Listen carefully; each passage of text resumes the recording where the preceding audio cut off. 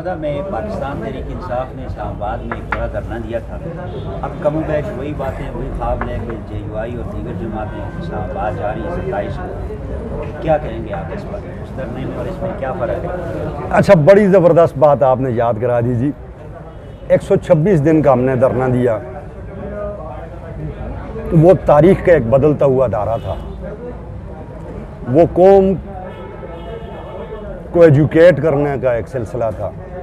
वो धरना, उस पर बहुत लंबी बात नहीं करूंगा। वो धरना बहुत सारी बातों के बाद शुरू हुआ था। हमारे मुतालबात थे हल्के खोले जाएं, उसके लिए हम कोर्ट्स गए, हम इलेक्शन कमीशन गए, हम गवर्नमेंट के पास गए। जब हर तरफ से हमारी राय मसदूद हो गई तो पाकिस्तान के लोगों को अवेयर करने के लिए जनाब इमरान खान ने ये फ़ैसला किया कि एक धरना लगाया जाए। और आप देखते हैं कि उस 126 दिन के धरने के नतीजे में कौम को एक बड़ा ब्रॉडर विजन मिला और इस मुल्क को और इस मुल्क के अंदर अदारों को उन्हें एक दूसरी नज़र से देखने का मौका मिला, जिसका नतीजा आप इस इलेक्शन में आप देख सकते हैं। उलमा हज़रात हमारे लिए काबिल कदर हैं। हम हमेशा इनका साथ देते रहे हैं, इस लोकल सतह पे भी और मुल्की सतह पे भी। इनसे गाइडलाइंस हम लेते हैं दीनी मामलात में, रोज़मर्रा के मामलात में। एक हमारा बड़ा अच्छा, ख़ासकर इस मंसरा के अंदर एक बड़ा अच्छा तवाज़न है। और हमारी कभी भी ये ख्वाहिश नहीं रही है कि कोई हमारे उलमा की तज़ीक उड़ाए या उन पे कोई ऐसा हर्फ आए उनके किसी भी अमल की वजह से कि जिससे उनकी इज़्ज़त और एहतराम में कमी आए। जब कभी कोई ऐसा मौका आता है तो हम फिर उनसे रजू करते हैं और उन्हें बताते हैं कि जी आपके इस अमल की वजह से मामला ठीक नहीं है, आप मेहरबानी करके ये स्टेप ना उठाएं। ये जो धरना है इसका किसी भी तौर पे पाकिस्तान तहरीक इंसाफ के धरने के साथ कंपैरिजन नहीं किया जा सकता। पहले इनका एतराज़ था कि मरज़ाइयों के साथ डील हो रही है, उन्हें लेवरेज दी जा रही है, इसराइल को तस्लीम किया जा रहा है, ये यहूदियों के फ्रंटमैन हैं, ख़त्म नबुव्वत के ऊपर कंप्रोमाइज़ किया जा रहा है। फिर पूरी दुनिया ने देखा कि जनाब इमरान खान ने जनरल असम्बली के इजलास में रियासत मदीना का तस्वर पेश किया और बड़ा वाज़ेह अल्फाज में पेश किया। हिजाब के ऊपर उन्होंने बात की और बड़ी वाज़ेह बात की। उन्होंने ख़त्म नबुव्वत पे बात की और उन्होंने पूरी दुनिया को बताया कि इस्लाम सिर्फ़ एक है जो नबी अकरम हज़ूर सल्लल्लाहु अलैहि वसल्लम ने हमारे आगे पेश किया, वही इस्लाम है, इसके अलावा कोई इस्लाम नहीं है। वो तमाम मारकात जिनके ऊपर ये बात करते थे वो मारकात इनके ख़त्म हो गए।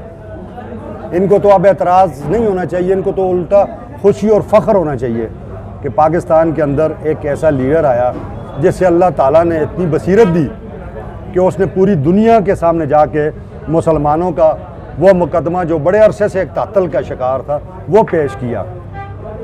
अब चूँकि इसके पीछे बहुत सारे सियासतदान और बहुत सारी सियासी क़ुव्वतें, नेशनल और इंटरनेशनल दोनों, उनकी वाबस्तगी है, तो लिहाजा डायमेंशन चेंज होगी। अब उन्होंने इस धरने को जो ख़ास मजहबी नुक्ता निगाह से था, जब वो मजहबी नुक्ता निगाह के मामलात ख़त्म हो गए तो उन्होंने पॉलिटिकल उसकी तरफ कर लिया और इसे आज़ादी मार्च का नाम दे दिया। किस चीज़ से आप आज़ादी हासिल करना चाहते हैं? आपको मजहबी आज़ादी है। पाकिस्तान के 99.99% लोग तो मज़हब के मामले में उलमा की तकलीद करते हैं, कोई दूसरा तो उन्हें आगे बता नहीं रहा होता।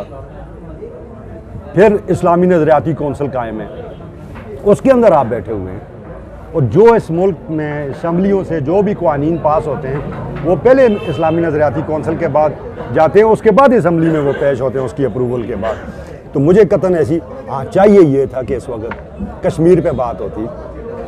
जनाब मौलाना साहब बहुत लंबे अरसे तक कश्मीर कमेटी के जो है चेयरमैन रहे हैं, तो हम ये तवक्को करते थे कि उनकी और हमारी क़ुव्वत इकट्ठी हो और हम कश्मीर काज के लिए काम करें। हम अपने उन मजलूम, हमने हमेशा आवाज़ उठाई है, हमने फ़लस्तीन के लिए भी आवाज़ उठाई है, हमने बाकी मुस्लिम ममालिक के लिए भी आवाज़ उठाई है।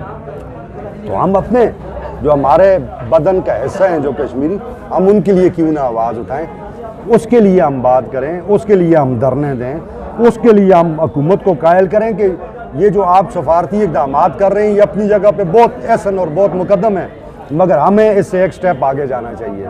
तो मैं ये समझता हूँ कि ये वक्त मुनासिब नहीं था JUI के लिए कि वो एक नॉन इशू पे लोगों के हाथों इस्तेमाल हो। मेरी अपनी ये ज़ाती ख्वाहिश है कि मेरे उलमा अगर लोगों के हाथों इस्तेमाल न हो तो वो हमारे दीन के लिए भी बेहतर है और इस मुल्क के लिए भी बेहतर है। वो आएँ, हमारे साथ बैठें, हो सकते हैं हम किसी अच्छी डायरेक्शन में जाएं। हम तो कश्मीर को आज़ाद कराने की बात करते हैं, हम तो कहते हैं आएँ, अल्लाह करे कि ये हुकूमत है वक्त, जैसे जनाब इमरान खान ने अपने कश्मीर के जलसे में कहा कि मैं बताऊंगा आपको कि किस वक्त LOC पार करनी है। तो हमें तो उस वक्त का इंतज़ार करना चाहिए कि जब हमारी हुकूमत जहाद डिक्लेयर करे और हम खुशी खुशी उम्र के जिस हिस्से में भी हों, हम कश्मीर के बॉर्डर पे खड़े हों और अपने कश्मीरी भाइयों की मदद के लिए हम वहाँ से जम्मू के अंदर दाखिल हों। तो मैं ये समझता हूँ जी कि इनको गलत इस्तेमाल किया जा रहा है और मेरी इनसे ये गुजारिश है कि ये अपनी मस्जिदों को देखिए, हम खिदमती हैं मस्जिदों के भी। हमारे माशरे में 90% मस्जिदें जो हैं वो अवाम के तावन से कायम हैं। अवाम उनमें खिदमती की हैसियत से काम करते हैं, अपने पैसे लगाते हैं, अपना टाइम लगाते हैं, गाइडेंस हम इनसे लेते हैं। ये हमें जो इनका पैरामीटर है, या हमें दुनिया में भी दीन का बताएं और दीन का भी दीन में बताएं, दोनों चीज़ों का पैरामीटर ये हमारे लिए वाज़े करें और ये अपने अमल से वाज़े करें हमें। इनका हर अमल मैं ये समझता हूँ, मैं इन्हें मुहिब वतन भी समझता हूँ, मैं इन्हें अपने काबरीन में भी शुमार करता हूँ और मैं इनसे ये तोक़ो भी करता हूँ कि फिर ये लीड भी हमें उसी तरीके से करें, ये किसी और की डायरेक्शन पे गलत ना हो जाए। इतनी मेरी इस धरने के ऊपर इतनी गुजारिश है। बाकी मैं इस पर बहुत ज़्यादा सियासी उस पर नहीं जाना चाहता।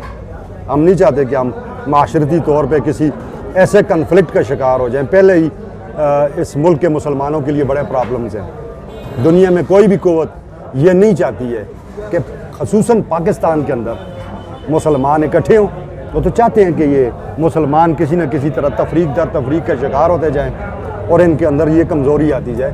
तो हम कतन ऐसा नहीं चाहते। हम तो मुसलमानों को मजबूत और पाकिस्तान को मजबूत देखना चाहते हैं।